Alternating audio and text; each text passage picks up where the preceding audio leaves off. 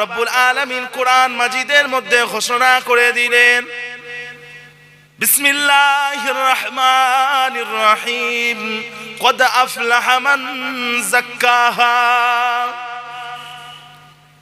সফল তো সেই ব্যক্তি যে ব্যক্তি নিজেকে পরিবর্তন করে নিয়েছে, সফল সেই ব্যক্তি যে ব্যক্তি নিজেকে পরিশুদ্ধ করে নিয়েছে। ও ভাইজানেরা, ও আমার নবী পাকের উম্মতিরা, এই সময়টা হলো পরিবর্তনের সময়, এই সময়টা হলো তওবার সময়। আল্লাহ পাক রব্বুল আলামিন তওবাকারীদেরকে বড্ড পছন্দ করেন।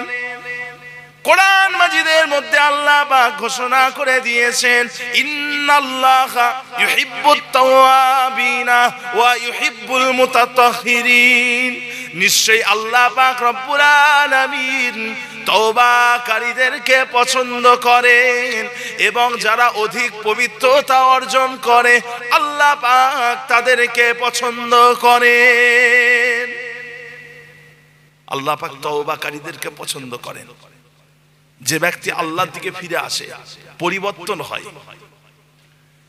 পৃথিবীর মানুষের জন্য সবথেকে গুরুত্বপূর্ণ জিনিস হলো সময়। যে টাকা পয়সা নয়, সোনা গয়না নয়, একটা মানুষের জন্য সবথেকে মূল্যবান জিনিস হলো তার সময়। কথা বুঝেছেন? ঘড়ির কাঁটা, ঘড়ির কাঁটা কিন্তু কারোর জন্য অপেক্ষা করবে না। প্রত্যেকটা মানুষ ধীরে ধীরে ধীরে ধীরে মৃত্যুর দিকে এগিয়ে যাচ্ছে। কুল্লু নাফসিন যায়িকাতুল মউত, প্রত্যেকটা নফস মৃত্যুর স্বাদ গ্রহণ করবে। সুম্মা ইলাইনা তুরজাউন, অতঃপর তোমরা সবাই আমার কাছে ফিরে আসবে, তোমরা ফের আমার কাছে ফিরে আসবে।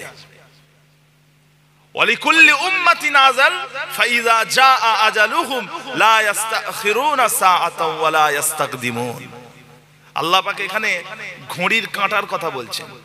ঘড়ির কাঁটা টিক টিক টিক টিক করে বাজে, আল্লাহ পাক ঘড়ির কাঁটার কথা বলছেন। বলছেন প্রত্যেকটা উম্মাতের একটা নির্দিষ্ট সময় আছে, প্রত্যেকটা উম্মাতের একটা নির্দিষ্ট সময় আছে, প্রত্যেকটা জাতির একটা নির্দিষ্ট সময় আছে। যখন সেই সময়টা চলে আসে, এক সেকেন্ড আগেও হবে না, এক সেকেন্ড পরেও হবে না, ওই জায়গাতেই তার মৃত্যুটা হয়ে যাবে, ওই জায়গাতেই তার মৃত্যুটা ঘটে যাবে। এটা আল্লাহ পাক বলছেন যে যে ওই জায়গাতেই তার মৃত্যুটা হয়ে যাবে। ভাইরা আমার, দোস্ত আমার, ও ভাইজানেরা, ও আমার নবী পাকের উম্মত উম্মতিরা, সুতরাং সময়টাকে গুরুত্ব দেন, সময়টাকে গুরুত্ব দেন। আল্লাহ পাক রব্বুল আলামিন যতক্ষণ আপনাকে তওবার সুযোগ দিয়েছেন, তওবা করা থেকে বিরত থাকবেন না। কেননা আল্লাহ পাক রব্বুল আলামিন সব সময় তওবা করার সুযোগ দেন না। দুটো সময় ছাড়া প্রত্যেকটা সময়ে আল্লাহ পাক মানুষকে তওবা করার সুযোগ দিয়ে থাকেন, কিন্তু দুটো সময়ে আল্লাহ পাক তওবা করতে দেন না। তওবা করলে ওই তওবাকে আল্লাহ পাক কবুল করেন না। প্রথম নম্বর সময় হলো যখন গলায় মৃত্যু চলে আসে, মৃত্যু যখন মানুষের গলার ভেতরে চলে আসে, ওই সময়ে যদি কেউ তওবা করে আল্লাহ পাক ওই ব্যক্তির তওবাটাকে কবুল করেন না। আর দ্বিতীয় সময় হলো পশ্চিম দিক থেকে যখন সূর্য উদয় হয়ে যাবে, ওই সময়তে যদি কেউ তওবা করে আল্লাহ পাক তার তওবাটাকে কবুল করবেন না। তওবা করারও সিস্টেম আছে। মৃত্যু গলায় চলে এলে তওবা কবুল হয় না। আল্লাহ পাক সমস্ত রকম গুনাহ মাফ করে দেন, কিন্তু যে ব্যক্তি শিরক করে, আমার আল্লাহর সাথে যে ব্যক্তি আমার আল্লাহর সমতুল্য কাউকে করে, নিজেকে কাউকে খোদা বলে মানে, আল্লাহকে বাদ দিয়ে কাউকে খোদা মানলে আল্লাহ পাক কিন্তু ওটা পছন্দ করেন না। বাকি যে যত বড়ই গুনাহ করুক আল্লাহ পাক মাফ করে দেন, কিন্তু এই শিরকের গুনাহ কুফরির গুনাহ, শিরকের গুনাহ আল্লাহ মাফ করেন না, আল্লাহ পাক মাফ করেন। ইন্নাশ শিরকা লাযুলমুন আযীম, কথা বুঝেছেন না? আল্লাহ পাক শিরকের গুনাহ মাফ করেন না। যদি কেউ শিরক করে তাকে কলেমা পুনরায় পড়তে হবে, পুনরায় শাহাদাত দিতে হবে, রদ্দে কুফর পড়তে হবে, ঈমান আনতে হবে, তাহলে আল্লাহ মাফ করবেন। আর যদি কেউ শিরকি অবস্থায় মারা যায়, আর শিরকি হালতে যখন মৃত্যু গলায় চলে আসবে, ওই সময় যদি কেউ তওবা করে আল্লাহ কিন্তু মাফ করবেন না। আর শিরকি হালতে পশ্চিম দিক থেকে সূর্য উদয় হবে, ওই সময় যদি কেউ তওবা করে, মসজিদের সিঁড়িতে গিয়ে যদি কপালও ফাটিয়ে ফেলে, আল্লাহ পাক মাফ করবেন না, আল্লাহ পাক তাকে ছাড়বেন না, মাফ করবেন না। বাকি আল্লাহ পাক সমস্ত গুনাহ একটা পর্যায়ে আল্লাহ পাক মাফ করে দেন, একটা পর্যায়ে আল্লাহ পাক মাফ করে দিয়ে থাকেন। প্যারে হাজিরানে মজলিস, আল্লাহ পাক ঈমানটাকে বড্ড ভালোবাসেন। ঈমান, মানুষের ঈমান, ঈমানটাকে ভালোবাসেন। আপনি দুনিয়ার মানুষের কাছে 99টা ভালো কাজ করবেন, একটা যদি আপনি ভুল করে ফেলেন তো মানুষ কিন্তু ওইটা দেখবে, মানুষ ওই আপনার ভুলটাকে, অপরাধটাকে দেখবে। কিন্তু আল্লাহ পাক রব্বুল আলামিনের কাছে 99টা ভুল করবেন, একটা ভালো কাজ করবেন, আল্লাহ পাক আপনার ওই একটা ভালো কাজকে গুরুত্ব দেবেন। কথা বুঝতে পেরেছেন? আমার আল্লাহ পাক মহান, রাহিম, কথা বুঝেছেন? তিনি অত্যাচারী নয়, আল্লাহ পাক অত্যাচারী নয়। কিয়ামতের দিনে হাসরের ময়দানে একটা মানুষের 99টা খাতা খোলা হবে, একটা মানুষের 99টা খাতা খোলা হবে। মিজানের দাঁড়ি পাল্লায় 99টা খাতা ফেলে দেওয়া হবে। আর অন্যদিকে একজন ফারিস্তা ছোট্ট একটা কাগজের চিরকুট নিয়ে এসে মিজানের দাঁড়ি পাল্লার অন্যদিকে রাখবেন। এই চিরকুটটা যেদিকে রাখা হবে, ছোট্ট কাগজের টুকরো, ওই দিকটা ভারী হয়ে যাবে, যেদিকে 99টা খাতা থাকবে ওই দিকটা হালকা হয়ে যাবে। তো এই বান্দা আল্লাহকে বলবে, আল্লাহ পাক এটা আমার কোন আমল? ওই বান্দা নাজাত পেয়ে যাবে, বলবে আল্লাহ এটা আমার কোন আমল যার জন্য আমি নাজাত পেয়ে গেলাম? আল্লাহ পাক বলবেন, বান্দা ওটা তোর ঈমান, ওটা তোর কালেমা। বান্দা ওটা হলো তোর কালেমা। গোটা পৃথিবীর কাফেরকে যদি, মুশরিককে যদি মিজানের দাঁড়িপাল্লার একদিকে রাখা হয় আর অন্যদিকে যদি তোর এই ঈমানটাকে রাখা হয়, তথাপিও তোর এই ঈমানটা ভারী হয়ে যাবে। যদি হবে না সুবহানাল্লাহ?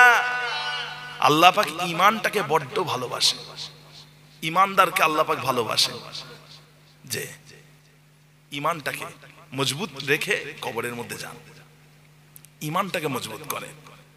আপনি বলবেন আমি নামাজ পড়ি না, রোজা রাখি না, তো কি হয়েছে? ঈমান তো আমার ঠিকই আছে। আমি পর্দা করি না, হ্যাঁ আমি গুনাহ করি, তো কি হয়েছে? ঈমান তো আমার ঠিক আছে। যে না, ঈমানটা ওই রকম জিনিস নয়। আপনি বলবেন আমি দাঁত মাজি না, কি হয়েছে? আমার দাঁত পরিষ্কার আছে, এ কথা মানা যাবে? আমি গোসল করি না, তো কি হয়েছে? আমার শরীর তো পাক আছে, এ কথা মানা যাবে? কথা বুঝেছেন? যদি এ কথা মানা না যায়, নামাজ পড়ি না তো কি হয়েছে, ঈমান ঠিক আছে, এই কথাটাও মানা যাবে না। আপনাকে নামাজ পড়তে হবে, ফরজ হুকুম আহকামগুলো পালন করতে হবে, তবে আপনার ঈমানটা পরিপূর্ণ হবে। এই ঈমান নিয়ে কবরে যাবেন, ইনশাআল্লাহ আল্লাহ পাক আপনাকে আমাকে নাজাত দিয়ে দেবেন। বলি ইনশাআল্লাহ। প্যারে হাজিরানে মজলিস, যে কথা আমি বলতে চাই, যে না আপনি ইসাল সবে যান না দরবার শরীফ, যে প্যারে হাজিরানে মজলিস, আল্লাহ পাক তওবাকারীদের ভালোবাসেন। আল্লাহর নবী আল্লাহর হাবিব ইরশাদ করেছেন, আত্তাইবু মিনাল জামবি কামাল্লা জামবালাহু, গুনাহ থেকে তওবাকারী এমন যেন সে কখনোই গুনাহ করেনি। আল্লাহ পাক রব্বুল আলামিন যে ব্যক্তি তওবা করে, তওবাতান নাসুহা করে, আল্লাহ পাক তার জীবনের আগেকার সমস্ত গুনাহকে এমন ভাবে মাফ করে দেন যেন সে কখনোই গুনাহ করেনি। আল্লাহ নবী আলো বলছেন, কুল্লু বানি আদম খাত্তাউন খায়রুল খাত্তাইনা তাওয়াবুন, প্রত্যেকটা আদম সন্তান হলো গুনাহগার, আর গুনাহগারদের মধ্যে উত্তম ব্যক্তি হলো তারা যারা গুনাহকে অনুশোচনা করে তওবা করে নেয়। ও ভাইজানেরা, ও আমার নবী পাকের উম্মতিরা, আল্লাহ পাক রব্বুল আলামিন পাক কালামুল্লাহ শরীফের মধ্যে ঘোষণা করে দিলেন, ওয়ামান তাবা ওয়া আমানা ওয়া আমিলা আমালান সালিহা ফাউলাইকা ইউবাদদিলুল্লাহু সাইয়্যাতিহিম হাসানা। যে ব্যক্তিটা তওবা করে, ঈমান আনে এবং নেক আমল করে, আল্লাহ পাক রব্বুল আলামিন তার জীবনের সমস্ত গুনাহগুলোকে সওয়াবের মাধ্যমে পরিবর্তন করে দেন। জীবনের সমস্ত গুনাহ আল্লাহ মাফ করে দেন এবং ওই গুনার পরিমাণে আল্লাহ পাক সওয়াব দিয়ে থাকেন। আল্লাহ পাক তওবাকারীদেরকে পছন্দ করেন। যে বনু ইসরাইল গোত্র, মুসা আলাইহিস সালামের গোত্র, বনু ইসরাইল গোত্রের একটা মানুষ 99 জন মানুষকে হত্যা করেছে। 99 জন, একটা নয়, দুটো নয়, 99টা। যে মানুষকে হত্যা করে তারপরে তার মনে আল্লাহর ভয় হয়েছে যে আমি কি বড় অপরাধ করে ফেলেছি। হ্যাঁ, 99 জন মানুষকে হত্যা করেছি, আমার কি মাফ হবে? আল্লাহ কি আমাকে মাফ করবেন? বড় চিন্তার মধ্যে পড়ে গেছে। যে ভাইজান, ওই ব্যক্তিটা কি করলেন, একটা আল্লাহওয়ালা মানুষের কাছে গেলেন, আমি 99 জন মানুষকে হত্যা করেছি, আমার কি কোনো ক্ষমা আছে? তখন ওই আল্লাহওয়ালা মানুষটা বললেন, না না, তোমার তো কোনো ক্ষমা নেই। তুমি যে 99 জন মানুষকে হত্যা করেছো, একটা নয়, দুটো নয়, 99টা, আল্লাহ পাক তোমাকে ক্ষমা করবে না, তোমাকে ক্ষমা করবে। যখন এই কথা বলেছে, তখন ওই লোকটা কি করেছে জানেন? এই আল্লাহওয়ালা মানুষটাকেও হত্যা করে দিয়েছে, দিয়ে 100 পূর্ণ করেছে, 100 পূর্ণ করে ফেলল। এটা হাদিস শরীফ থেকে আপনাদের বলছি, বুখারী মুসলিমের হাদিস। তো ভাইজান, কিন্তু তার মন থেকে আল্লাহর ভয় কিন্তু গেল না, মনে মনে আল্লাহকে ভয় পাচ্ছেন যে কি হবে। সবার কাছে জিজ্ঞাসা করছেন যে কোথায় যাব, কোথায় গেলে আমার ক্ষমা হবে, কোথায় গেলে আমার ক্ষমা হবে। অবশেষে একজন বললেন, ভাই আপনি অমুক জায়গায় চলে যান, অমুক গ্রামে চলে যান, ওই গ্রামে একটা আল্লাহওয়ালা মানুষ আছেন, উনি আপনাকে তওবার রাস্তা দেখিয়ে দেবেন। বাবু তুমি চুপ করো, কথা বলো না। অমুক জায়গায় চলে যাও, আল্লাহওয়ালা মানুষ আছেন, তিনি তোমাকে তওবার রাস্তা দেখিয়ে দেবেন। তো ভাইজান, সে মানুষটা নিজের ঘর থেকে বেরোলেন ওই গ্রামে যাবেন বলে। পথের মাঝখানে আল্লাহর হুকুম হয়ে গেল যে 1 সেকেন্ড আগেও হবে না, 1 সেকেন্ড পরেও হবে না। আল্লাহর হুকুম হয়ে গেল, লোকটা মারা গেলেন। লোকটা মারা গেছে, কিন্তু তওবা করতে বেরিয়েছিল ঘর থেকে। তো ওই ব্যক্তিরা মারা যাওয়ার আগে নিজের এই সিনাটাকে, বুকটাকে ওই তাওবার গ্রামের দিকে করে রেখেছিল, ওই দিকে মুখ করেছিল। মারা যাওয়ার সময় ওই দিকে মুখ করে মারা গেছে। রহমতের ফেরেশতা এসছে, গজবের ফেরেশতাও এসেছে। যারা ভালো মানুষ হয়, আল্লাহওয়ালা মানুষ, ইমানদার, তাদের রূহটাকে রহমতের ফেরেশতা নিয়ে যায়। আর যারা মানুষের উপর জুলুম অত্যাচার করে, যারা বেঈমান কাফের, তাদের রূহটাকে গজবের ফেরেশতা নিয়ে যায়। দুটো ফেরেশতাই এসেছে। রহমতের ফেরেশতা বলছে আমি এর রূহটাকে নিয়ে যাব, কেননা এই ব্যক্তিটা তওবা করার জন্য ঘর থেকে বেরিয়েছিল। আর গজবের ফেরেশতা বলছে না, এর রূহটাকে আমি নিয়ে যাব, এ তো 100 জনকে হত্যা করেছে। তো রহমতের ফেরেশতা এবং গজবের ফেরেশতার মধ্যে ঝগড়া শুরু হয়ে গেল, ঝগড়া শুরু হয়েছে। তো ভাইজান, আল্লাহ পাক রহমান রহিম, তিনার দয়ার কোনো শেষ নাই। আল্লাহ পাক রব্বুল আলামিন ওই সময়তে যে আল্লাহ পাক এই বিশাল আসমানকে খুঁটিহীন ভাবে সাজিয়ে রেখেছেন, দাঁড় করিয়ে রেখেছেন, এই বিশাল বিশ্ব ব্রহ্মাণ্ডকে, এই গ্যালাক্সিকে আল্লাহ পাক তিনি তিনার হুকুমের মাধ্যমে, শুধু কাফ আর নুনের মাধ্যমে সাজিয়ে রেখেছেন। এই বিশাল আসমান, এই সব কিছুই আপনি আমি যত সৃষ্টি আছি, যত সৃষ্টি আছে, এই সব কিছু কিন্তু আল্লাহ পাকের কাফ আর নুন এই শব্দের মাধ্যমে তৈরি হয়েছে, এই শব্দের মাধ্যমে। তা আল্লাহ পাক চাইলে সবকিছুই পারেন, এটার উপরে ঈমান রাখা আমাদের আবশ্যক। আল্লাহ পাক ওই ব্যক্তি যে গ্রামের দিকে যাচ্ছিলেন, ওই তাওবার গ্রামকে আদেশ করলেন যে তুমি এগিয়ে আসো, তুমি ওই মৃত ব্যক্তির দিকে এগিয়ে আসো। আর ওই মৃত ব্যক্তি যে নিজের গ্রাম, ওই গ্রামকে আল্লাহ পাক হুকুম করলেন যে তুমি দূরে সরো, তুমি পেছনে চলে যাও, দূরে সরে যাও। আল্লাহ পাক রহমতের ফেরেশতাকে বললেন, ও আমার রহমতের ফেরেশতা, তুমি ওই ব্যক্তির রূহটাকে কবজ করে নিয়ে আসো, কেননা ওই ব্যক্তিটা তওবার দিকে একটু বেশি এগিয়ে গিয়েছিল, আমি আল্লাহ ওই ব্যক্তিকে ক্ষমা করলাম। জোরে বলুন না সুবহানাল্লাহ। 100 জনকে হত্যা করেছে, আল্লাহ পাক তাকেও মাফ করে দিয়েছে। আল্লাহ পাক তো রহমান, আল্লাহ পাক আপনাকে আমাকেও মাফ করে দেবেন। আল্লাহ পাক আমাদেরকে ঈমানি হালাতে মওত দেন, বলুন আমিন। জোরে বলবেন না আল্লাহুম্মা আমিন। দরুদ শরীফ আল্লাহুম্মা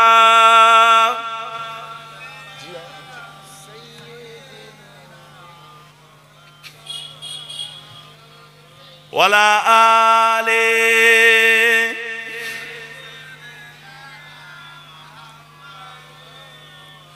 আমি উঠার আগে আমার কমিটির ভাইরা বলছিলেন যে আপনি একটা গজল গান, বিভিন্ন ভাষা মিশ্রিত একটা গজল। ওই গজলটা হচ্ছে 3 ভাষার গজল, 3টে ভাষা একসাথে মিশ্রিত গজল। আমার কমিটির ভাইরা বলছিলেন যে ভাইজান ওই গজলটা গাইবেন। নাজমুল উয়ুনি ইসমু মুহাম্মদ, নূরুল কুলুবি ইসমু মুহাম্মদ। চোখের তারা আমার নবীর নাম, অন্তরের আলো আমার নবীর নাম। Nazmul উয়ুনি ইসমু Muhammad, Nurul কুলুবি ইসমু Muhammad. Star of the eyes, name of Muhammad. Light of the heart is name of Muhammad. आँखों का तारा नामे मुहम्मद, दिल का उजाला नामे मुहम्मद। आँखों का तारा नामे मुहम्मद, दिल का उजाला नामे मुहम्मद। यस्अलुल मौला बिमा qadimta, when Allah asked me what have you brought here. Yas'alul mawla bima qadimta, when Allah asked me what have you brought here. पूछेगा मौला है क्या क्या, पूछेगा मौला है लाया क्या क्या। इन्नी अक़ूलु इस्मा Muhammad, I will say I have brought name of Muhammad. मैं ये कहूँगा नामे मुहम्मद, मैं ये कहूँगा नामे मुहम्मद। नज़्मुल उयूनी इस्मु मुहम्मद, नूरुल कुलूबी इस्मु Muhammad. Star of the eyes, name of Muhammad. Light of the heart is name of Muhammad. आँखों का तारा नामे मुहम्मद, दिल का उजाला नामे Muhammad. तर्जुना जाहतम बिकुल्ली कौनिन, if you desire treasure of both worlds. तर्जुना जाहतम बिकुल्ली कौनिन, if you desire treasure of both worlds. दौलत जो चाहो दोनों जहां की, दौलत जो चाहो दोनों जहां की, इजाल वजीफा इस्मा Muhammad, keep on just chanting name of Muhammad, kar lo wazifa naame Muhammad, kar lo wazifa naame Muhammad, najmul uyuni ismu Muhammad, nurul qulubi ismu Muhammad, star of the eyes name of Muhammad, light of the heart name Muhammad, light of the heart is name of Muhammad, aankhon ka tara name Muhammad, dil ka ujala name Muhammad, aankhon ka tara नामे मोहम्मद, दिल का उजाला नामे मोहम्मद, दिल का उजाला नामे मोहम्मद। अल्लाहुम्मा सल्ले अला सय्यिदिना वला आलि सय्यिदिना। আমার দিনদার ইমানদার নেককার আল্লাহওয়ালা পরহেজগার মুত্তাকি ভাইজানেরা, আল্লাহ পাক পরিবর্তন হওয়ার সুযোগ দেন, পরিবর্তন হওয়ার সুযোগ দেন। আর আপনার আমার উচিত পরিবর্তন হয়ে আল্লাহর দিকে ফিরে আসা। যে আমাদের মুরব্বীরা যখন ওয়াজ নসিহত করতেন, তিনাদের ওয়াজের মধ্যে এত ইখলাসিয়াত ছিল, আর মানুষের মধ্যে এমন তাসির হতো, এমন প্রভাব পড়তো, যেগুলো অত্যন্ত লক্ষণীয় বিষয় ছিল। 10টা গ্রাম জুড়ে একটা জলসার মাহফিল, 10টা গ্রাম 15টা গ্রাম মিলে একটা জলসার মাহফিল। ছোট হুজুর পীর কেবলা একবার গেছেন, দাদা হুজুর একটা গ্রামে একবার গেছেন, একটা জেলায় একবার গেছেন। যে সেখানে মানুষের মধ্যে কি পরিবর্তন, আর আপনার আমার ওয়াজের মধ্যে সেই তাসির নেই। আমার ভাইজান, সেই তাসির নেই।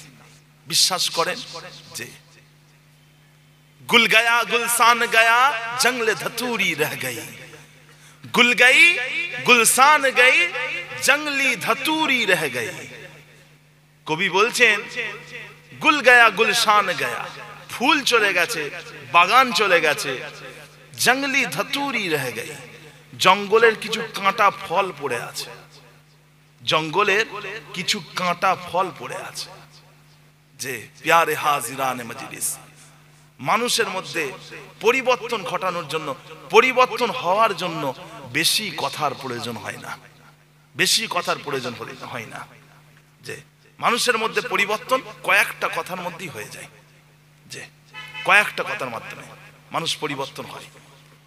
যে আল্লাহ রাসূল সাল্লাল্লাহু আলাইহি ওয়াসাল্লামের দুজন সাহাবা, তিনারা ইন্দোনেশিয়ায় গিয়েছিলেন। ইন্দোনেশিয়া ব্যবসা বাণিজ্য করতে, ইন্দোনেশিয়ায় গিয়ে তিনারা দোকান করেছিলেন। তিনারা দোকান চালাতেন ঠিকই, কিন্তু মসজিদে আজান হয়ে গেলে দোকান বন্ধ করে দিতেন, নামাজ পড়ে এসে আবার দোকান খুলতেন। কথা বুঝেছেন না? আবার জুম্মার দিন সারা দিন দোকান বন্ধ, রাত্রিবেলা দোকান খুলতেন। এইভাবে তিনারা ব্যবসা বাণিজ্য করতেন। কিন্তু তিনাদের দোকান থেকে খরিদ্দারের অভাব হতো না, খরিদ্দার কিন্তু কমে যেত না, খরিদ্দার উনাদের কাছ থেকে কিনত। যে আমার আব্বাজান একটা কথা বলতেন ছোটবেলায়, আমার আব্বাজান, আমার ওয়ালিদ সাহেব, যে আবু তাহের সিদ্দিকী, আমার আব্বাজান একটা কথা বলতেন ছোটবেলায়, যোগ্যতা থাকলে মানুষ তোমাকে জঙ্গল থেকে খুঁজে নেবে, তোমাকে জঙ্গলে গিয়ে খুঁজে নেবে। এলেম কালাম থাকলে ঘরে বসে থাকবে, লোক তোমাকে ঘর থেকে বার করে নিয়ে যাবে। এটা আমার আব্বাজানের কথা। কথা বুঝতে পেরেছেন না? প্যারে হাজিরানে মজলিস, যে আপনার কাছে যদি বস্তু থাকে, যদি বস্তু থাকে, লোক কিন্তু আপনাকে নিয়ে যাবে। যে প্যারে হাজিরানে মজলিস, আপনি যদি কুয়া হতে পারেন, তাহলে জানবেন যারাই পিপাসার্ত হবে আপনার কাছে আসবে, আপনাকে কুয়া হতে হবে, আপনাকে আমাকে কুয়া হতে হবে। প্যারে হাজিরানে মাজলিস, আল্লাহ নবীর এই দুজন সাহাবার খরিদ্দার কিন্তু কমতো না। তো একদা একদিন কিছু মানুষ ওই খরিদ্দারকে জিজ্ঞাসা করলেন, খরিদ্দারদেরকে, কাস্টমারদেরকে, আচ্ছা এই যে পাশের দোকান খোলা আছে সেখান থেকে আপনারা মাল কিনছেন না, এই দোকান থেকে কেন মাল কিনছেন? তখন ওই খরিদ্দাররা বলেছিলেন, এই যে দুজন মানুষ, এই যে দুজন দোকানদার, ইনারা এত ন্যায়ভাবে সৎভাবে ব্যবসা বাণিজ্য করেন, আমরা এত সৎভাবে ন্যায়ভাবে কাউকে ব্যবসা করতে দেখিনি। ইনারা মানুষের কাছ থেকে বেশি দাম নিয়ে বস্তু বিক্রি করে না। আল্লাহ রাসূল সাল্লাল্লাহু আলাইহি ওয়াসাল্লাম বলছেন, কিয়ামতের দিনে হাসরের ময়দানে আল্লাহ পাক 3 শ্রেণীর মানুষের দিকে ঘুরে তাকাবেন না, 3 শ্রেণীর মানুষের মুখের দিকে তাকাবেন না, অর্থাৎ রহমতের দৃষ্টিতে তাকাবেন না। প্রথম নম্বর হলো যারা গাঁটের নিচে কাপড় পরে, পায়ের টাকনুর নিচে যারা তাদের ইজারটাকে ঝুলিয়ে পড়ে, অহংকারিতার সাথে, তাকাব্বুরের সাথে ঝুলিয়ে পড়ে, আল্লাহ পাক তাদের মুখের দিকে তাকাবেন না। দ্বিতীয় নম্বর হলো যারা মালের দাম অন্যায়ভাবে মানুষকে মিথ্যা বলে বেশি লাই, বেশি দাম নেয় মানুষের কাছ থেকে মিথ্যা বলে, যে জিনিসটার মূল্য খুবই সামান্য, খুবই নগণ্য, সেই জিনিসটাকে অধিক দামে বিক্রি করা মিথ্যা বলে। আর তৃতীয় নম্বর হলো ওই শ্রেণীর মানুষ যারা মানুষকে সাদকা করে, দান করে, মানুষকে টাকা পয়সা দেয়, আবার পরে খুঁটা দেয়, আমি তোকে দিয়েছি, পয়সা দিয়েছি, মনে আছে তো, খুঁটা দেয়, আমি তোর উপকার করেছি, তুই আমারটা উপকার কর দে। কথা বুঝতে পেরেছেন না? মানুষকে খুঁটা দেয়, আল্লাহ পাক তাদের মুখের দিকে তাকাবেন না। যারা মিথ্যা বলে মানুষের কাছ থেকে বেশি দাম নেয়, আল্লাহ পাক তাদের মুখের দিকে তাকাবেন না। ওই কাস্টমাররা তারা বলছে ইনারা কোনোদিন মানুষের কাছে মিথ্যা বলে বেশি দাম নেয় না, সেই জন্য পাশের দোকান খোলা থাকলেও আমরা এখানে অপেক্ষা করি ইনাদের কাছ থেকে মাল কিনবো বলে। ওই ইন্দোনেশিয়ার মানুষেরা আল্লাহ রাসূলের ওই দুজন সাহাবাকে গিয়ে জিজ্ঞাসা করলেন, আচ্ছা এত সুন্দর ব্যবসা আপনারা কোথা থেকে শিখেছেন? এই যে আপনারা মানুষকে ঠকান না, এই ব্যবসা কোথা থেকে শিখেছেন? ওই সময়তে আল্লাহ নবী এই দুজন সাহাবা বলেছিলেন, ও ইন্দোনেশিয়ার বাসিন্দারা, আমরা এই ব্যবসা রাসূলে আরবি সাল্লাল্লাহু আলাইহি ওয়াসাল্লাম, মুহাম্মদ সাল্লাল্লাহু আলাইহি ওয়াসাল্লামের কাছ থেকে শিখেছি। ও ভাইজানেরা, ও আমার নবী পাকের উম্মতিরা, ওই সময়তে ইন্দোনেশিয়ার মানুষেরা তারা আলোচনা শুরু করে দিল আমার নবী পাককে নিয়ে, তারা পরস্পরের মধ্যে আলোচনা শুরু করে দিল। আর আল্লাহ পাক রব্বুল আলামিন তিনি প্রত্যেকটা মানুষের অন্তরে হেদায়েতের নূর জ্বালিয়ে দিলেন, হেদায়েতের আলো জ্বালিয়ে দিলেন। ওই ইন্দোনেশিয়ার মানুষেরা একের পর এক তারা ঈমানের কলেমা পড়ে মুসলমান হয়ে গেলেন। ওই ইন্দোনেশিয়ার প্রত্যেকটা মানুষ মুসলমান হয়ে গেল রাসূলের দুজন সাহাবার ব্যবসা বাণিজ্য দেখে, দুজন সাহাবার ব্যবসা বাণিজ্য দেখে তারা মুসলমান হয়ে গেছে। আর বর্তমান সময়ে সব থেকে মুসলিম সংখ্যা গরিষ্ঠ দেশ হলো ইন্দোনেশিয়া, ওখানে মুসলমানের সংখ্যা সব থেকে বেশি। 100-র মধ্যে 88 জন মুসলমান, 100-র মধ্যে 88 জন মুসলমান, 12 জন অমুসলমান। যে সব থেকে সংখ্যাগরিষ্ঠ দেশ, মুসলিম সংখ্যাগরিষ্ঠ দেশ। প্যারে হাজিরানে মাজলিস, এই দেশে ইসলামের প্রচার করেছিলেন দুজন সাহাবা, ওয়াজ নসিহত করে নয়, পরিবর্তন হওয়ার জন্য বেশি কথার প্রয়োজন হয় না। তিনাদের ব্যবসা বাণিজ্য থেকে মানুষ মুসলমান হয়ে গেছে। আর আমরা কি ওয়াজ করছি, কি ওয়াজ করছি? আল্লাহ পাক মাফ করেন আমাদেরকে। যেমন হুজুর তেমন মুগুর, যেমন হুজুর তেমন মুগুর, হুজুর যেমন মুরিদও তেমন, হুজুর যেমন মুরিদও তেমন, যে যেমন তার কাছে তেমন জোটে। কথা বুঝতে পেরেছেন? যে যেমন শিক্ষক তেমন তার শিষ্য, যেমন শিক্ষক তেমন তাদের শিষ্য। কেউ বলবে না যে ওটা ওর শিষ্য নয়, শিষ্য দেখলেই বোঝা যাবে হ্যাঁ এর উস্তাদ এটা, নিঃসন্দেহে এটা উস্তাদ। যে শিষ্যর মধ্যেও আদব নেই, শিক্ষকের মধ্যেও আদব নেই। শিক্ষক বেয়াদব, শিষ্য বেয়াদব। কেউ বলবে না যে এটা ওর শিক্ষক নয়, সবাই বলে হ্যাঁ এটাই ওর শিক্ষক। ঠিকই, একদম ঠিক কথা। তো গর্ব করার কিছু নেই যে ওটা আমার শিক্ষক, না, তো গর্ব করার কিছু নেই, এটা লজ্জার বিষয় যে উনি তোমার শিক্ষক। প্যারে হাজিরান মজলিস, আমি যে কথা বলতে চাই যে আমাদের ওয়াজ নসিহতের মাধ্যমে মানুষের মধ্যে তাসির পড়ে না। যে মুজাদ্দিদ জামান কি খেদমত করে গেছেন বাংলার জমিনে, অখণ্ড ভারতে তিনি মাদ্রাসা মসজিদ তৈরি করে গেছেন, যে 1200 মাদ্রাসা 700 মসজিদ তৈরি করেছেন নিজে হাতে।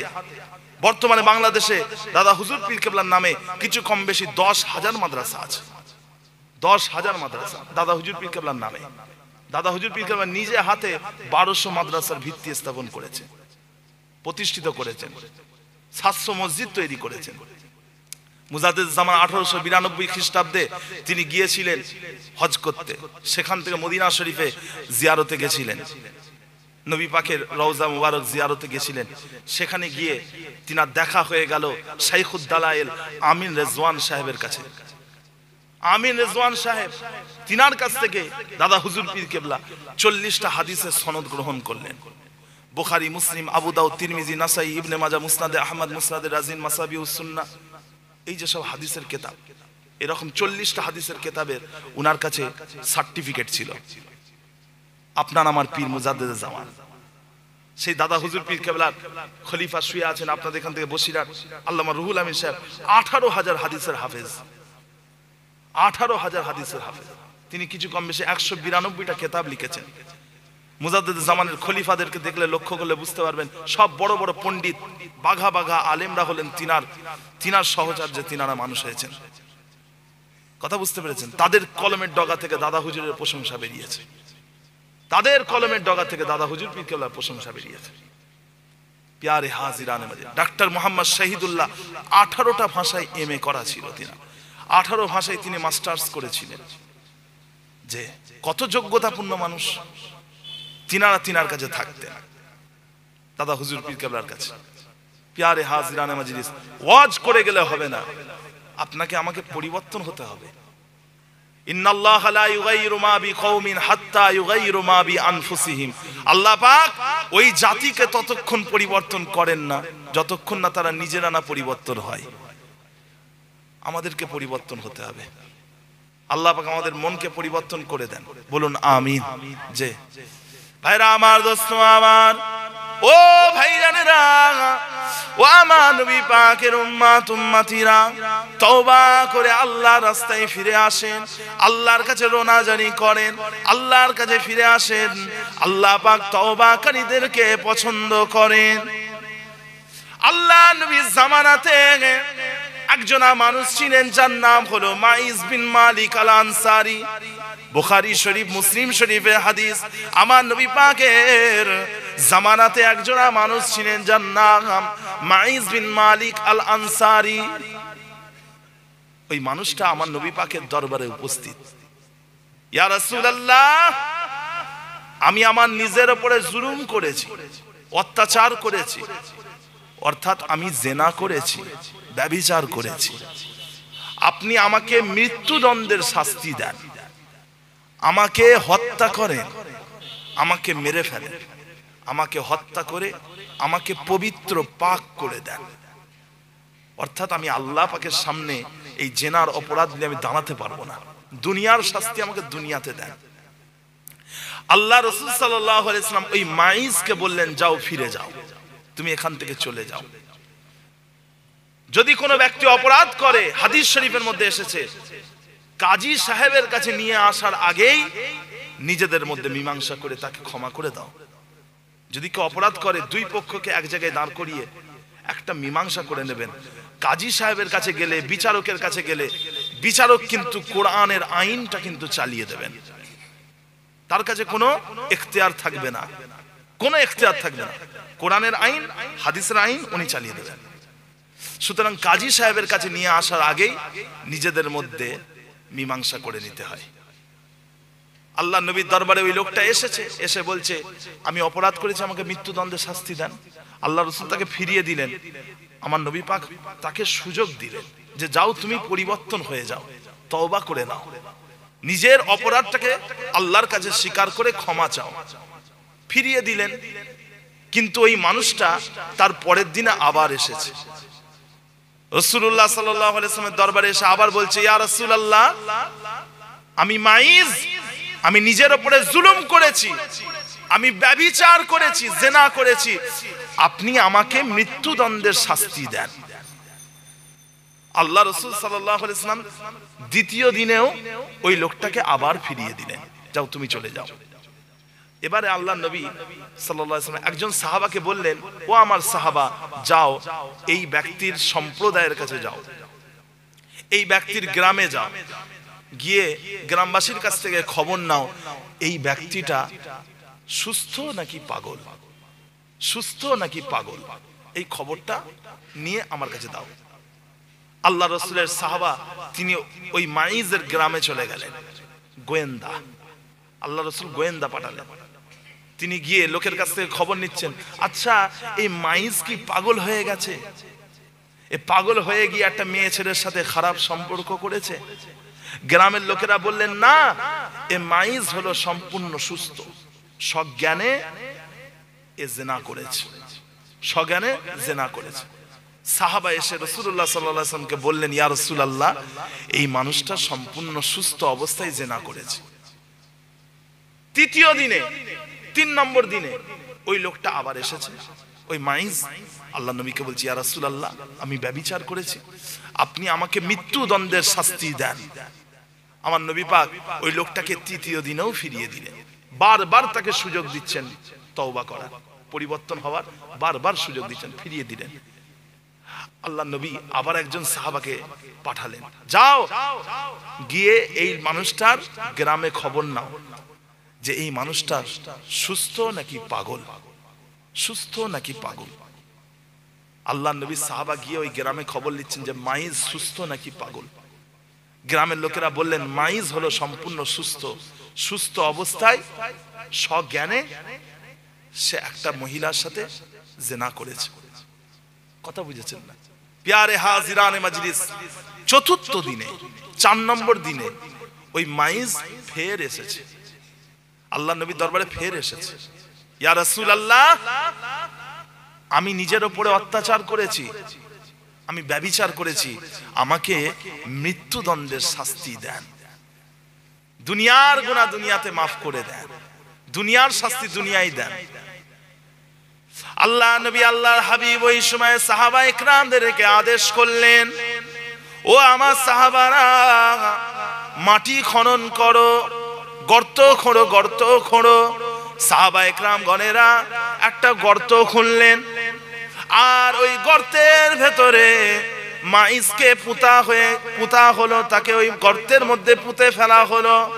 আল্লাহ নবী বললেন, এই মাইজকে মৃত্যুদণ্ডের শাস্তি দাও। সাহাবা ইকরাম গণেরা হাতে পাথর তুলে নিলেন, আর পাথর ছুঁড়ে ছুঁড়ে মাইজ বিন মালিক আল আনসারীকে হত্যা করা হলো, তাকে পবিত্র করা হলো, তাকে দুনিয়ার শাস্তি দুনিয়ায় দেওয়া হলো। যে এই ঘটনা ঘটার কিছুদিন পরে একটা মেয়ে ছেলে, যার নাম হলো গামিজি, এই গামিজি মেয়ে ছেলে নবী পাক সাল্লাল্লাহু আলাইহি ওয়াসাল্লামের দরবারে এসেছে। ইয়া রাসূলুল্লাহ, আমি এমন একজন মেয়ে ছেলে যে আমি হলাম ব্যভিচারিণী, আমি হলাম ব্যভিচারিণী, বৈবাহিক বাহ্যিক সম্পর্ক করেছি, আপনি আমাকে মৃত্যুদণ্ডের শাস্তি দিয়ে পবিত্র করেন। আমি আল্লাহ পাকের সামনে এই অপরাধ নিয়ে দাঁড়াতে পারবো না। আমার নবী পাক সাল্লাল্লাহু আলাইহি ওয়াসাল্লাম ওই মেয়ে ছেলেকেও ফিরিয়ে দিলেন, চলে যাও এখান থেকে, ফিরে যাও, অর্থাৎ তাকে তওবা করার সুযোগ দিলেন। কিন্তু ওই মেয়ে ছেলে তার পরের দিনে আবার এসেছেন, ইয়া রাসূলুল্লাহ, আমি জিনাকারী মেয়ে ছেলে, এই দেখেন আমার গর্ভে সন্তান আছে, আপনি বারবার আমাকে ফিরিয়ে দিচ্ছেন, আমার তো মনে হচ্ছে আপনি আমাকে ওই মাইজের মতো বারবার ফিরিয়ে দেবেন। এই দেখেন আমার গর্ভে সন্তান আছে, অর্থাৎ আমার খারাপ সম্পর্ক করে সন্তান গর্ভে এসেছে, আপনি আমাকে হত্যা করেন, আমাকে মৃত্যুদণ্ডের শাস্তি দেন।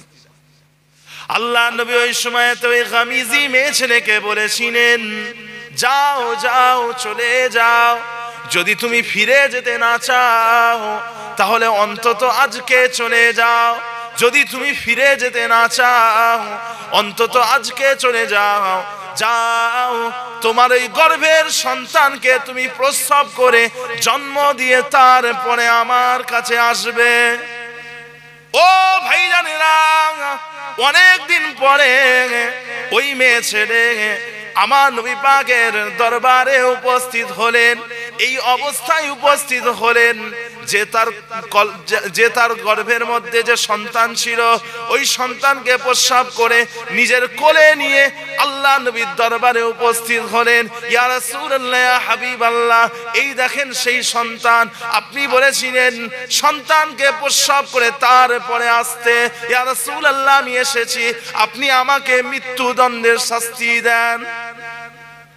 আল্লাহ নবী আমার ওই সময় মেয়ে ছেলেকে বললেন, যাও যাও ফিরে যাও, ফিরে যাও, তুমি তোমার সন্তানকে বুকের দুধ পান করিয়ে তারপরে আমার কাছে আসবে, বুকের দুধ সম্পূর্ণ রূপে পান করিয়ে তারপরে আমার কাছে আসবে। ওই মেয়ে ছেলে আমার নবী পাকের দরবার থেকে চলে গেলেন।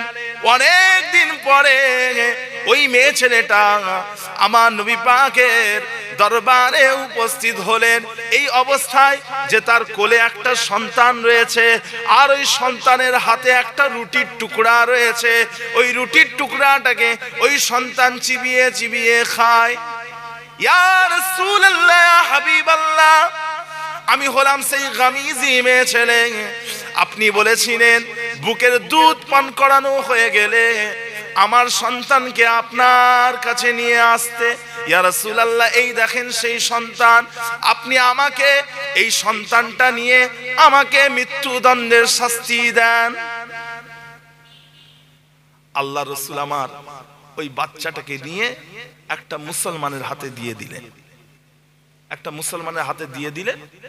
আর সাহাবা ইকরামদেরকে বললেন, ও আমার সাহাবারা, তোমরা গর্ত খোঁড়ো, মাটি খনন করো, গর্ত করো। সাহাবারা গর্ত করলেন। আল্লাহ রাসূল বললেন, এই মেয়ে ছেলেকে মৃত্যুদণ্ডের শাস্তি দাও, জিনা করার অপরাধে এই মেয়ে ছেলেকে মৃত্যুদণ্ডের শাস্তি দাও।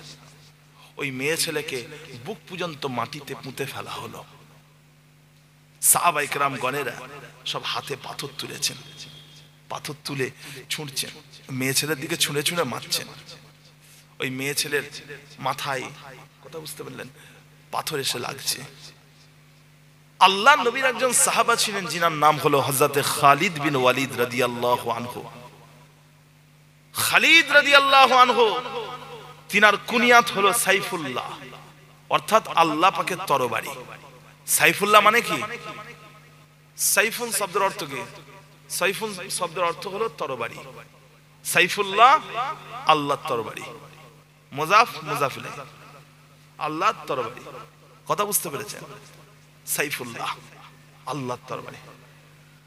তিনি এত ক্ষমতাবান ব্যক্তি ছিলেন যে তিনি একাই 1000 জনের সমতুল্য ছিলেন। খালিদ বিন ওয়ালিদ তিনি একাই 1000 জনের সমতুল্য। কথা বুঝাচ্ছেন? হযরতে খালিদ বিন ওয়ালিদ হাতে একটা পাথর ছুঁড়ে ওই মহিলার দিকে নিক্ষেপ করলেন, আর এই পাথরটা গিয়ে মহিলার মাথায় গিয়ে লাগলো, কপালে গিয়ে লেগেছে। কপালে লেগে কপালটা ফেটে গিয়ে রক্ত ফিচকিরি দিয়ে বেরিয়ে খালিদ বিন ওয়ালিদ রাদিয়াল্লাহু আনহুর মুখে পড়েছে। কথা বুঝেছেন না? যদি কেউ অপরাধ করে আমরা কি মনে করি? ওই লোকটা নাপাক, যে ওই লোকটা নাপাক, আমরা এরকম মনে করি। তো এই সাহাবা তিনিও ভেবেছেন এই মেয়ে ছেলে নাপাক, মেয়ে ছেলের রক্ত আমার গায়ে পড়লো। হযরতে খালিদ বিন ওয়ালিদ তিনি রাগম্বিত হয়ে গেলেন, রেগে গিয়ে তিনি ওই মেয়ে ছেলেকে তিরস্কার করলেন। ফাসাব্বা আলাইহি, হযরতে খালিদ বিন ওয়ালিদ ফাসাব্বাহা, তিনি ওই মেয়ে ছেলেকে কি করলেন? তিরস্কার করলেন। তিরস্কার করলেন। যখন তিনি ওই মেয়ে ছেলেকে তিরস্কার করে কিছু কথা বললেন, এ কথা আমার নবী পাক তিনি শুনতে পেয়ে গেলেন যে আল্লাহর নবী সাহাবা ওই মেয়ে ছেলেকে তিরস্কার করেছে। আমার নবী পাক সাল্লাল্লাহু আলাইহি সাল্লাম ওই সময়তে হযরতে খালিদ বিন ওয়ালিদকে ধমক দিলেন। খালিদ বিন ওয়ালিদ রাদিয়াল্লাহু আনহুকে আমার নবী পাক সাবধান করলেন, খবরদার ও খালিদ বিন ওয়ালিদ, তুমি ওই মেয়ে ছেলেকে তিরস্কার করো না, ওই মেয়ে ছেলে হলো তওবাকারিনী মেয়ে ছেলে। ওই মেয়ে ছেলে আল্লাহ পাকের দরবারে তওবা করে নিয়েছে। ও খালিদ, তুমি ওই মেয়ে ছেলেকে তিরস্কার করো না। ওই মেয়ে ছেলে এমন ভাবে তওবা করেছে, যদি কেউ হুকুকুল ইবাদ নষ্টকারী ব্যক্তি এই রকম ভাবে যদি তওবা করত, আল্লাহ পাক রব্বুল আলামিন তার তওবাটাকেও কবুল করে নিতেন। ও খালিদ, যাও এই মেয়ে ছেলের জানাজার ব্যবস্থা করো। ওই মেয়ে ছেলে জানাজার ব্যবস্থা করা হলো। আমার নবী পাক সাল্লাল্লাহু আলাইহি ওয়াসাল্লাম ওই জানাজার নামাজে অংশগ্রহণ করলেন এবং ওই মেয়ে ছেলেকে দাফন করা হলো, কবরস্থ করা হলো। আল্লাহ নবী আমার ওই মেয়ে ছেলে তওবা করার জন্য, ওই জিনাকারী মেয়ে ছেলে তওবা করার জন্য আমার নবী পাক সাল্লাল্লাহু আলাইহি ওয়াসাল্লাম তিনি ওই মেয়ে ছেলেকে সম্মান করেছিলেন। জোরে হবে না সুবহানাল্লাহ? ওই মেয়ে ছেলে জিনা করার পরে তওবা করেছে, আল্লাহ পাক তাকে ক্ষমা করে দিয়েছেন। তো আল্লাহ পাক রব্বুল আলামিন তিনি তওবাকারীকে পছন্দ করেন, যারা পরিবর্তন হয়, নিজেদের জীবনের গুনার দিকে খেয়াল করে আল্লাহ পাকের দরবারে তওবা করে। আল্লাহ পাক ইনশাআল্লাহ আপনাকে আমাকেও ক্ষমা করে দেবেন। যে আল্লাহ পাক আমাদেরকে মাফ করেন, বলুন আমিন। যদি হবে না আল্লাহুম্মা আমিন। যে তওবা করে পরিবর্তন হয়। ভাইরা আমার, দোস্ত আমার, ও ভাইরানেরা, ও আমার নবী পাকের উম্মতিরা, ইন্নাকা লাআলা খুলুকিন আযীম। চরিত্রের দিক থেকে, আখলাকের দিক থেকে ও নবী মুহাম্মদ তুমি হলে সবার সেরা। আমার নবী পাকের চরিত্র ছিল সর্বোত্তম চরিত্র। লাকাদ কানা লাকুম ফি রাসূলিল্লাহি উসওয়াতুন হাসানা লিমান কানা ইয়ারজুল্লাহা ওয়াল ইয়াউমাল আখিরা ওয়া যাকারাল্লাহা কাসীরা। তোমাদের মধ্যে থেকে যারা আল্লাহকে পেতে চায়, যারা আখিরাতকে পেতে চায়, আর যারা বেশি বেশি করে আল্লাহ পাকের জিকির করে, ওই সমস্ত মানুষদের মধ্যে থেকে রাসূলুল্লাহ সাল্লাল্লাহু আলাইহি ওয়াসাল্লামের আখলাক চরিত্র হলো সর্বশ্রেষ্ঠ চরিত্র। ইন্নাকা লাআলা খুলুকিন আযীম। চরিত্রের দিক থেকে তুমি নবী, তুমি হলে সবার সেরা। আমার নবী পাকের চরিত্র হলো সর্বসেরা। যে মানুষকে ক্ষমা করে দেওয়া পছন্দ করতেন, প্রতিশোধ গ্রহণ করার থেকে ক্ষমা করে দেওয়া হলো উত্তম। যে এ শিক্ষা আমার নবী পাক দিয়েছেন, সাল্লাল্লাহু আলাইহি ওয়াসাল্লাম। ভাইজান, আল্লাহ রাসূল সাল্লাল্লাহু আলাইহি ওয়াসাল্লাম মসজিদে নববী শরীফে বসে আছেন। বিরক্ত হচ্ছেন আপনারা? মসজিদে নববী শরীফে বসে আছেন, যে মুসলমানদের একটু সামান্য ভুল হলেই সেটাকে মিডিয়ার মাধ্যমে মানুষের কাছে বড় করে দেখানো হয়। প্রত্যেকটা মুসলমান লক্ষ্য করবেন, প্রত্যেকটা মুসলমানের সামান্য ক্ষুদ্র জিনিসটাকেও মিডিয়ার মাধ্যমে বিশাল বড় করে দেখানো হয়। যে মুসলমান, আপনাকে খুব সতর্কতার সাথে থাকতে হবে। আপনার একটা ভালো কাজ খবরের কাগজের শেষ পাতায় দেওয়া হবে ছোট্ট করে, আর আপনি একটা অন্যায় করেন, প্রথম পাতায় একদম হেডলাইন করে দেবে। বুঝতে পেরেছেন না? পিয়ারে হাজিরানা মাজলিস, আল্লাহ রাসূল সাল্লাল্লাহু আলাইহি ওয়াসাল্লাম তিনার তো কোনো ভুল নেই। একটা ইহুদি সে বলছে যে রসুলের ভুল নেই, প্রত্যেকটা মানুষের ভুল আছে, রসুলেও ভুল আছে, চলো রসুলের ভুল বার করবো, রসুলের ভুল বার করবো। পৃথিবীতে যত মানুষ আছে প্রত্যেকটা মানুষের জানবেন একটা ভালো দিক আছে, একটা খারাপ দিক আছে। প্রত্যেকটা মানুষ, এখানে যতজন বসে আছেন আপনারা, এখানে যতজন আছেন, প্রত্যেকটা মানুষের, গোটা পৃথিবীতে যত মানুষ বর্তমান সময় আছেন, সবার একটা ভালো দিক আছে, একটা খারাপ দিক আছে। প্রত্যেকটা মানুষের ভালো দিক খারাপ দিক দুটোই আছে। আমার নবী পাক সাল্লাল্লাহু আলাইহি ওয়াসাল্লামের মধ্যে কোনো খারাপ দিক ছিল না। জোরে হবে না সুবহানাল্লাহ? তিনার মধ্যে কোনো খারাপ দিক ছিল না। এই জন্যই তো বিশ্বের মানুষ অবাক হয়ে যাচ্ছে।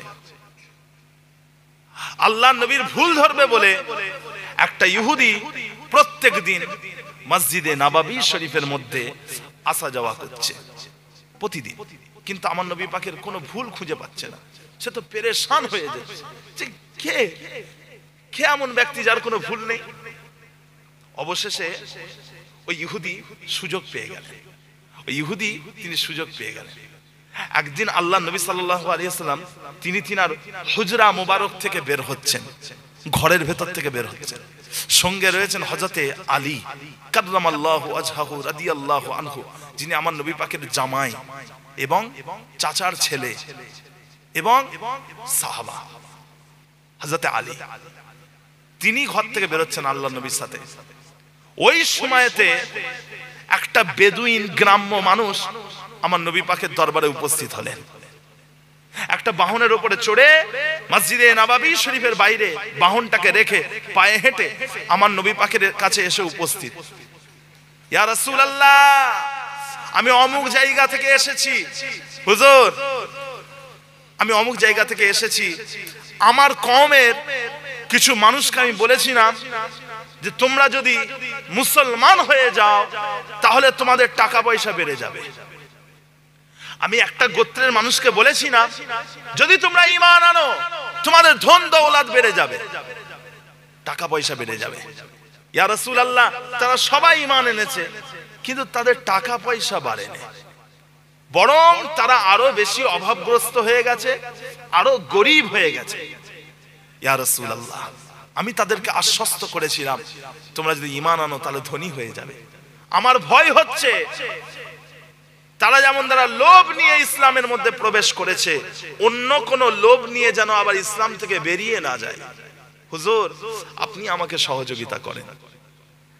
আমার নবী পাকের কাছে এমন কিছু টাকা পয়সা নেই যে তিনি ওই লোকটার হাতে দেবেন আর বলবেন যে ওই মুসলমানগুলোকে সাহায্য করো, সেরকম টাকা পয়সা আমার নবী পাকের কাছে নেই। তখন আমার নবী পাক সাল্লাল্লাহু আলাইহি ওয়াসাল্লাম খুবই চিন্তিত হয়ে গেলেন যে কি হবে, কি হবে। ওই সময় তো ওই ইহুদিটা সে দেখছে এইবার সুযোগ, এইবারের সুযোগ পেয়েছি। ওই ইহুদিটা কি করেছে, আমার নবী পাককে বলছে, ও মুহাম্মদ সাল্লাল্লাহু আলাইহি ওয়াসাল্লাম, আমি আপনাকে সাহায্য করব, আমি আপনাকে সাহায্য করব। শোনেন, আমি আপনার সাথে একটা অগ্রিম কেনা বেচা করছি, আপনার সাথে অগ্রিম কেনা বেচা, অর্থাৎ এখন আমি পয়সা দেব, তার পরিবর্তে পরে আমাকে মাল দেবেন। টাকা এখন দেবো, মাল পরে দেবেন। কথা বুঝেছেন? আমি আপনাকে 80টা সোনার পয়সা দেবো, স্বর্ণ মুদ্রা, আপনি তার বদলে আমাকে 1 ওয়াসাক পরিমাণে খেজুর দেবেন, 1 ওয়াসাক পরিমাণে খেজুর দেবেন। আল্লাহ রাসূল সাল্লাল্লাহু আলাইহি ওয়াসাল্লাম রাজি হয়ে গেলেন। ইহুদি বললেন, তাহলে ঠিক আছে, অমুক তারিখে আমার টাকার বদলে আমাকে খেজুর দেবেন। আমার নবী বললেন, ঠিক আছে, যাও, তুমি চলে যাও। তখন ওই ইহুদি একটা থলের ভেতর থেকে 80টা স্বর্ণ মুদ্রা বার করে আমার নবী পাকের হাতে দিলেন এবং ওখান থেকে চলে গেলেন। আমার নবী পাক সাল্লাল্লাহু আলাইহি ওয়াসাল্লাম ওই 80টা স্বর্ণ মুদ্রা ওই বেদুইন সাহাবার হাতে দিয়ে বললেন, যাও, গিয়ে তাড়াতাড়ি তুমি এখান থেকে চলে যাও, গিয়ে ওই মুসলমানগুলোকে সাহায্য করো যারা গরিব হয়ে গেছে। বর্তমান সময়ে এই যে মুসলমানদের করুণ অবস্থা, এর পেছনে কারণ কি জানেন? বেশিরভাগ অনেক মুসলমানরা তারা কিন্তু জাকাত পরিপূর্ণভাবে আদায় করে না। খুবই দুঃখজনক কথা, অনেক মুসলমান এমন আছে ঠিকমতো জাকাত দেয় না, অথচ কোটি কোটি টাকার মালিক, কিন্তু তারা ঠিকমতো জাকাত দেয় না। আল্লাহর সামনে মুখ দেখাতে হবে। হ্যাঁ, আমার নবী পাক এমন একটা সিস্টেম রেখে গেছেন, আল্লাহ পাক এমন একটা সিস্টেম দিয়েছেন, কোন মুসলমান কিন্তু অভাবগ্রস্ত হবে না। যদি মুসলমান ঠিকঠাক ভাবে যদি যাকাত আদায় করে, কোন মুসলমান কিন্তু অভাবগ্রস্ত হবে না, যদি ঠিকঠাক ভাবে যাকাত আদায় করে। কথা বুঝতে পেরেছেন না? আমার নবী পাক বললেন, যাও ওই গরিব মুসলমানগুলোকে সহযোগিতা করো। হযরতে ওমরে ফারুক, যে মুসলিম জাহানের খলিফা, পরনে ছেঁড়া জামা, দ্বিতীয় জামা কেনার পয়সা নেই, অথচ তিনি মুসলিম জাহানের নেতা। ওনার কাছে পয়সা নেই, অবশ্যই পয়সা আছে। যে পয়সা আছে ওটা ওনার নিজের নয়, ওটা হলো গরিব মিসকিনদের বাইতুল মাল, ওটা ওনার টাকা নয়, ওটা ওনার টাকা নয়। যে একবার নেতা হতে পারলে তো তার পার জমিনে ঠেকে না। যে নেতা হতে পারে তার পার জমিনে ঠেকে না। নাউযুবিল্লাহ মিন যালিক। ওমরে ফারুক গাছের নিচে একা শুয়ে থাকতেন। বর্তমান সময়ের বড় বড় নেতারা সঙ্গে বডিগার্ড রাখে। বডিগার্ড কেন রাখবে না?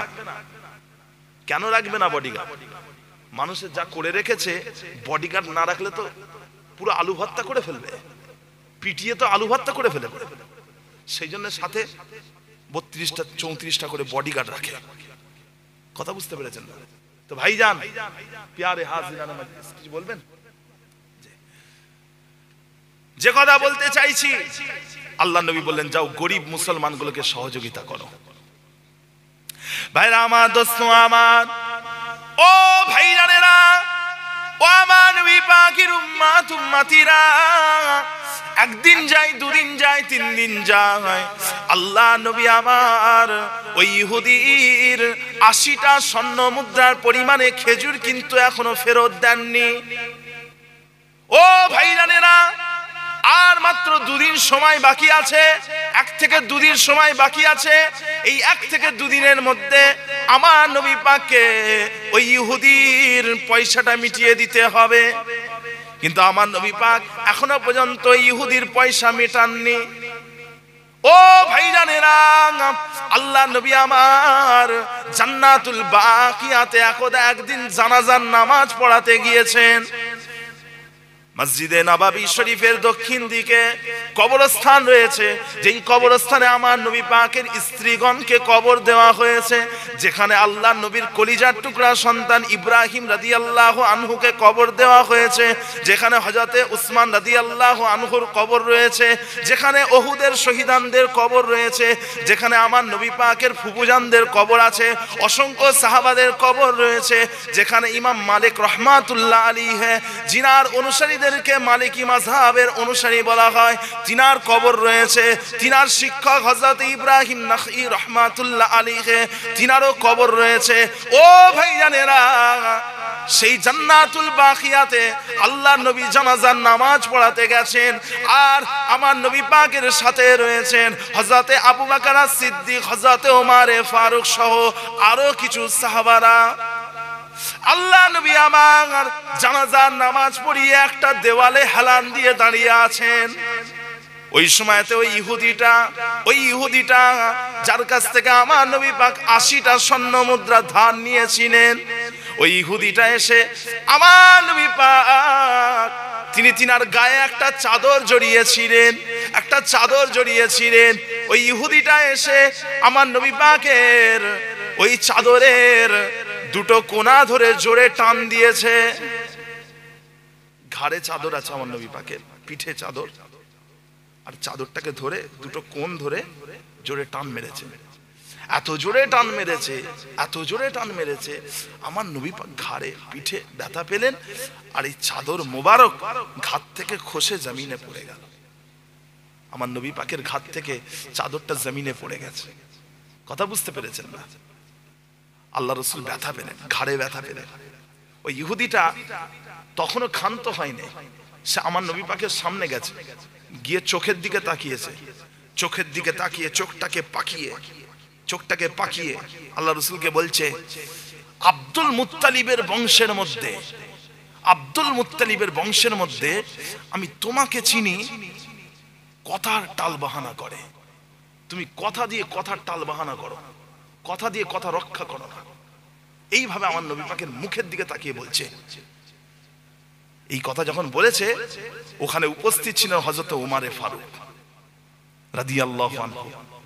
তিনি এত রাগম্বিত হয়ে গেলেন, এত রেগে গেলেন যে উনার বুকটা থরথর করে কেঁপে উঠলো, আর উনার ঘাড়টা থরথর করে কেঁপে উঠলো।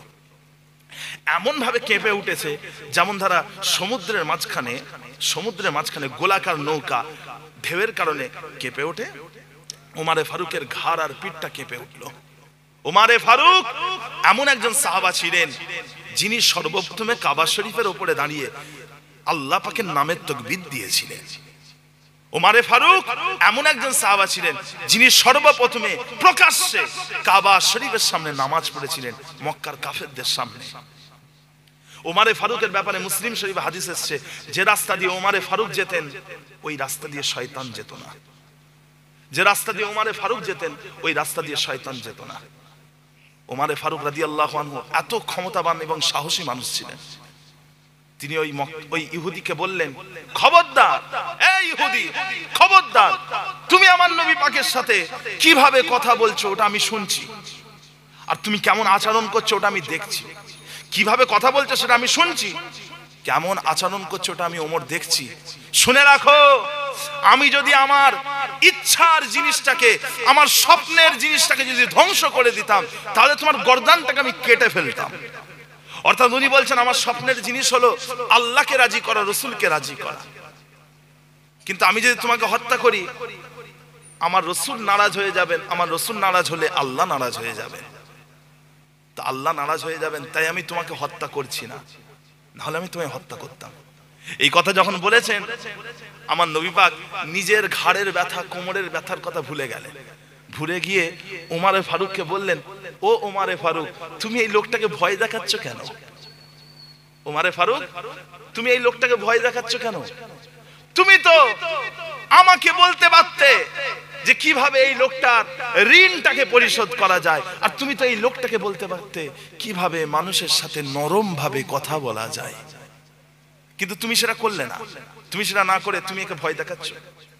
উমারে ফারুক, জি ইয়া রাসূলুল্লাহ, যাও এই লোকটার ঋণটাকে পরিশোধ করো।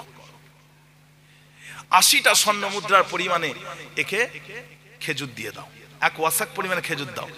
আর যেহেতু তুমি একে ভয় দেখিয়েছো সেহেতু তুমি একে 20 সা পরিমাণে খেজুর বেশি দিও, 20 সা। যাও, চলে যাও। হযরত উমারে ফারুক ওই ইহুদিকে সঙ্গে করে নিয়ে ওখান থেকে প্রস্থান করলেন, ওখান থেকে চলে গেলেন। যে ওখান থেকে গিয়ে উনি ওই ইহুদিকে 1 ওয়াসাক পরিমাণে খেজুর দিলেন এবং 20 সা পরিমাণে খেজুর বেশি দিচ্ছেন।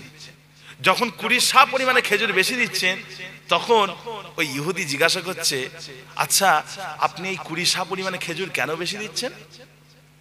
ওই সময়তে হযরত ওমরে ফারুক বলেছিলেন, আমি যেহেতু তোমাকে ধমক দিয়েছি, ভয় প্রদর্শন করেছি, সেই জন্য রাসূলুল্লাহ সাল্লাল্লাহু আলাইহি ওয়াসাল্লাম তোমাকে 20 সা পরিমাণে খেজুর বেশি দিতে বলেছেন। ও ভাইজানেরা, ও আমার নবী পাকের উম্মতিরা, ওই সময়তে ওই ইহুদিটা বলেছিলেন, ও ওমরে ফারুক, আপনি কি আমাকে চেনেন? আমার পরিচয় কি আপনার জানা রয়েছে? আমার নাম কি আপনার জানা আছে? ওই ইহুদির কথা শুনে ওমরে ফারুক বললেন, জি না, আমি আপনাকে চিনি না, আপনার পরিচয় আমার জানা নেই। ওই সময় তো ইহুদি বলেছিলেন, ও ওমরে ফারুক, আমি হলাম যায়েদ ইবনে সানা, আমার নাম হলো যায়েদ ইবনে সানা। হযরত ওমরে ফারুক এই নামটা কিন্তু শুনেছেন, নামটা উনি কিন্তু শুনেছেন, যায়েদ ইবনে সানা, খুব প্রসিদ্ধ লোক। তিনার মনে পড়ে গেল যে যায়েদ ইবনে সানা এই নাম তো আমি শুনেছি। তিনি তখন জিজ্ঞাসা করলেন, আচ্ছা তুমি কি তাহলে ইহুদিদের নেতা যায়েদ ইবনে সানা, ইহুদিদের পণ্ডিত নেতা রাহেব যায়েদ ইবনে সানা? ইহুদিদের পণ্ডিতদের কি বলে? রাহেব বলে।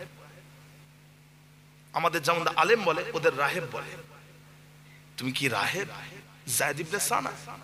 ইহুদি বললেন, জি হ্যাঁ, আমি হলাম রাহেব যায়েদ ইবনে সানা। আমি হলাম রাহেব যায়েদ ইবনে সানা। তখন ওমরে ফারুক ওই ইহুদিকে ধরলেন, আচ্ছা তুমি তো আসমানি কিতাব পড়েছো, তুমি তো আসমানি কিতাব পড়েছো। ইহুদি বলেন, জি হ্যাঁ আমি তো আসমানি কিতাব পড়েছি। তাহলে তুমি আমার দয়ার নবীর সাথে ওই রকম আচরণ কেন করলে? আসমানি কিতাবের মধ্যে তো আমার নবী পাকের গুণাবলী সব লেখা আছে। তিনি কেমন দেখতে হবেন, তিনার নাক কেমন হবে, চোখ কেমন হবে, তিনি কিভাবে হাসবেন, হ্যাঁ তিনি কিভাবে হাঁটবেন, এই সব কিছুই তো ওখানে লেখা আছে। তাহলে তুমি সেগুলো তো পড়েছো? বলছে হ্যাঁ পড়েছি। তাহলে কেন আমার নবীর সাথে তুমি বিয়াদবি করলে? কেন এরকম আচরণ করলে? আমার নবী পাকের চাদর ধরে কেন টানলে? আমার নবী পাককে কেন বাজে ভাষায় কটূক্তি করলে? ওই সময়তে ওই ইহুদি বলেছিলেন, ও ওমর ফারুক, আমি আসমানি কিতাব পড়েছি। আসমানি কিতাবের মধ্যে আখিরি জামানার যিনি নবী হবেন তিনার সমস্ত গুণাবলী লেখা রয়েছে। আমি ওই সমস্ত গুণাবলীর মধ্যে থেকে দুটো গুণাবলী বাদে সমস্ত গুণাবলী আমার রাসূলুল্লাহ সাল্লাল্লাহু আলাইহি ওয়াসাল্লামের চেহারা মোবারকের মধ্যে আমি দেখে ফেলেছি। চেহারার মধ্যে আমি দেখে ফেলেছি দুটো গুণাবলী বাদে। আসমানি কিতাবের মধ্যে লেখা আছে। ওই দুটো গুণাবলী কি?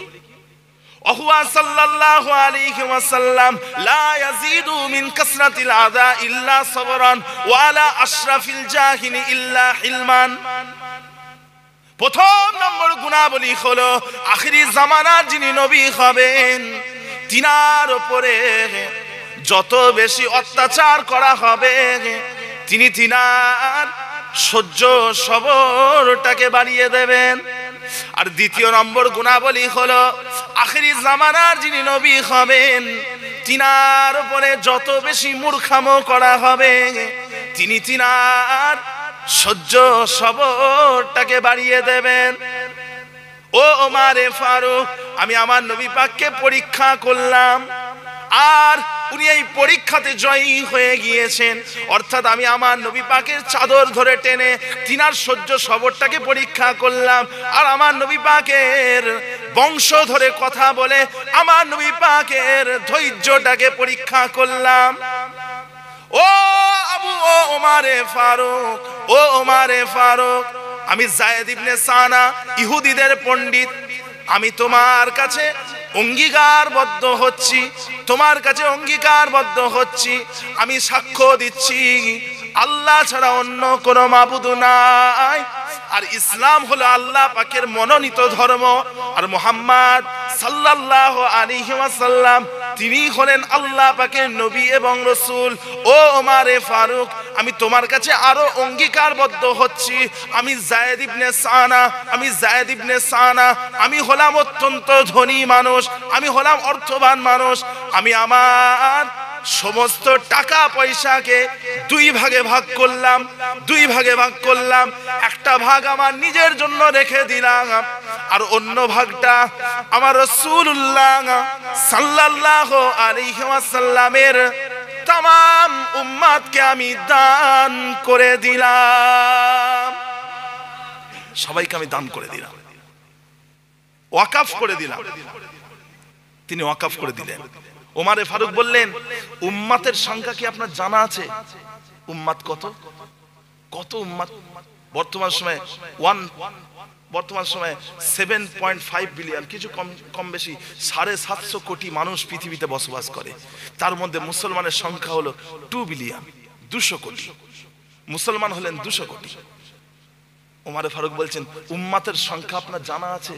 সব উম্মতকে আপনার এই টাকা দিতে পারবেন না। তখন ওই যায়েদ ইবনে সানা ইহুদিদের নেতা তিনি বললেন, কিছু উম্মতকে আমি আমার অর্ধেক সম্পত্তি দান করলাম, কিছু উম্মতকে। কথা বুঝেছে?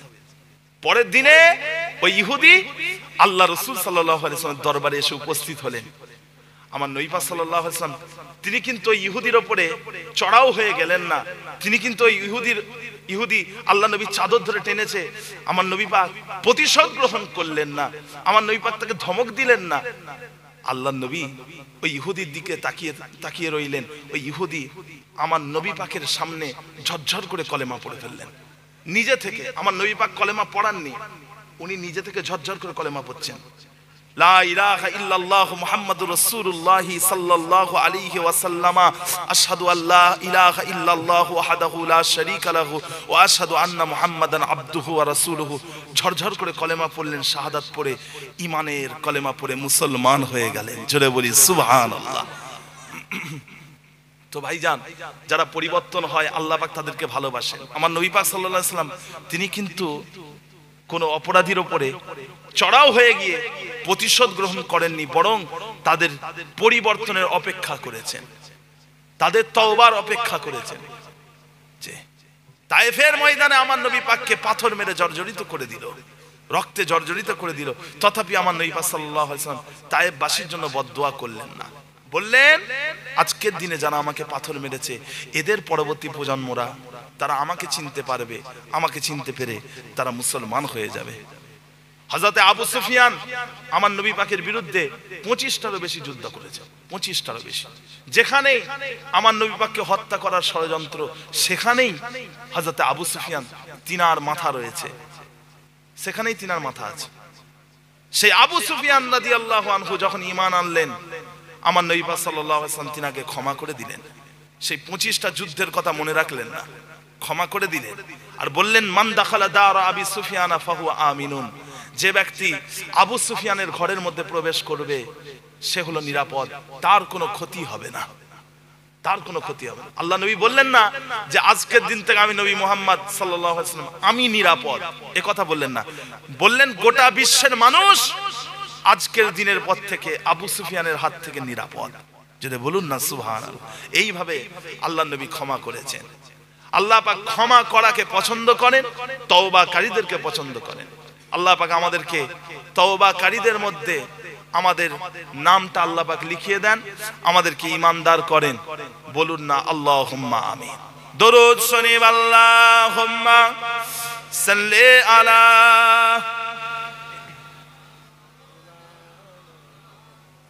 ওয়ালা আলে।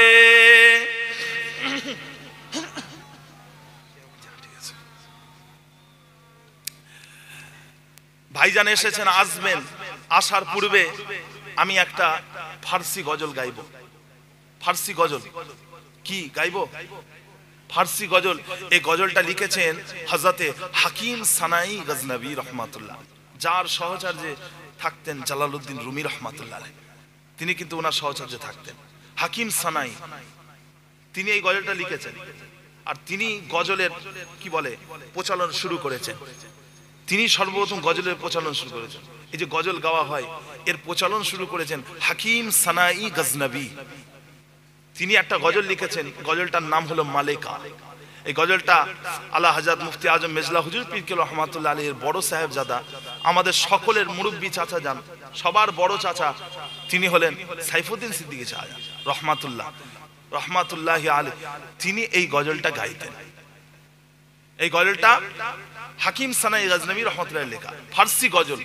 এই গজলটার বয়স হচ্ছে 950 বছর। কত বছর? 950 বছর। এই গজলটাও আমি মৌলানা বাগে গিয়েছিলাম। মৌলানা বাগ, হ্যাঁ, এই কমিটি ভাইরা বলছিলেন মৌলানা বাগে যে গজলটা গিয়েছিলেন ওইটা গাইবেন, ওই 3 ভাষার গজল। ওখানে আরেকটা গজল গিয়েছিলাম ফার্সি গজল, শুনবেন ইনশাআল্লাহ।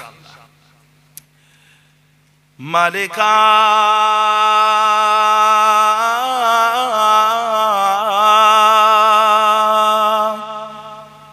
মালেকা জিক্র তো গোয়াম কে তো পাখি খোদাই নারবাম জজবে হামন রাহ কে তো আমরা নুমাই हमें दरगाह तो जुयाम हमें आज फजले तो पोयाम हमें तौहीद तो गोयाम के बे तौहीद सजाई हमें इज्जी व जलाली हमें इल्मी व यकीनी हमें नूरी व सुरूरी हमें जूदी व जज़ाई, हमें गैबी तो बेदानी, हमें ऐबी तो बेपोशी, हमें बीशी तो बेकाही, हमें कमी तो फज़ाई, नतवान वस्फ तो गुफ्तन के तो दर फाहम न गुंजी, नतवान शबह तो गुफ्तन के तो दर वाह न आई। تو زن و جفت نداری، دختر و خفت نداری، احد بی زن و گفتی ملک خم ربایی. بری از خوردن و خفتن، بری از شرک و سبیهی، بری از صورت و رنگی، بری از عیب و خطایی، نتوان وصف تو گفتن که تو در فهم نگنجی، نتوان شبه تو گفتن که تو در وهم نیایی. نبود این خلع تو بودی، نبود خلع تو باشی، نه به جنبی نه به غردی نه به کاهی نه فضایی. همه عزی و جلالی، همه علمی و یقینی، همه نوری و سروری، همه جودی و جزایی.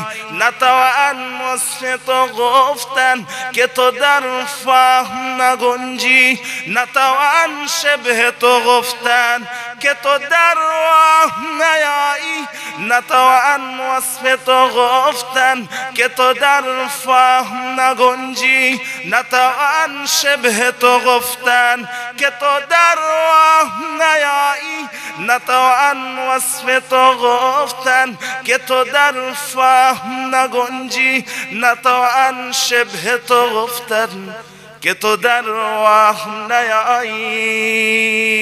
اللهم صل علی